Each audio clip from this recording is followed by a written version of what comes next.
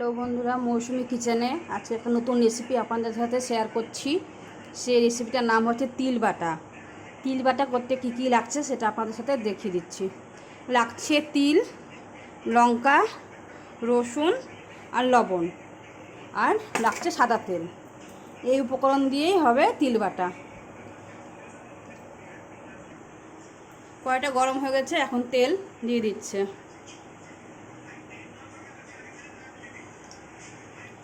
এর মধ্যে এখন লঙ্কা দিয়ে দেব।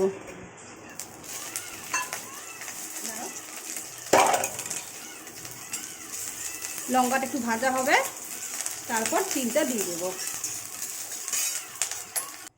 লঙ্কাটা ভাজা হয়ে গেছে, এখন তিলটা দিয়ে দিচ্ছি। এই যে তিলটা দিয়ে দিচ্ছি এর মধ্যে। এবার তিলটা দিয়ে হালকা করে ভেজে নিতে হবে।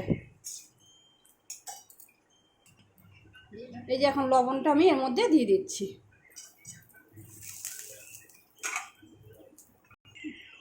দেখুন আমার তিল ভাজাটা হয়ে গেছে, এবার আমি এটা নামিয়ে নেব। গ্যাসটা বন্ধ করে দিলাম। এখন কাঁচা রসুনটা পাটার মধ্যে দিয়ে দিয়েছে। এবার তিলটাও ওর মধ্যে দিয়ে ভালো করে বেটে নেবে। তিল বাটা করতে গেলে কাঁচা রসুন দিতে হয়। এই যে নোড়া পাতাতে এখন তিলটা বাটা হচ্ছে। মা তিলটা বেটে নিচ্ছে। দেখুন তিল বাটা হয়ে এসছে। এবার এটা ভালো করে মুছে তুলে নিতে হবে। দেখুন এই যে আমাদের তিল বাটাটা হয়ে গেছে। এবার আমরা এখন এটা দিয়ে ভাত খাবো। এখন আমার শাশুড়ি মাকে তিল বাটা আর আলু মাখা দিয়ে ভাত খেতে দিয়েছি সকালের।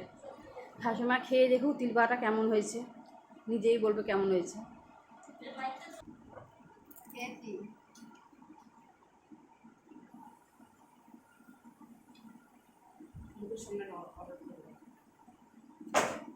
খুব ভালো হয়েছে, খুব ভালো হয়েছে, খেতে খুব সুন্দর, খুব স্বাদু। তিল বাটা আপনারা বাড়িতে করে দেখবেন, এভাবে খাতে খুব ভালো লাগবে। যদি আমার রেসিপিটা ভালো লাগে অবশ্যই লাইক কমেন্ট শেয়ার করবেন।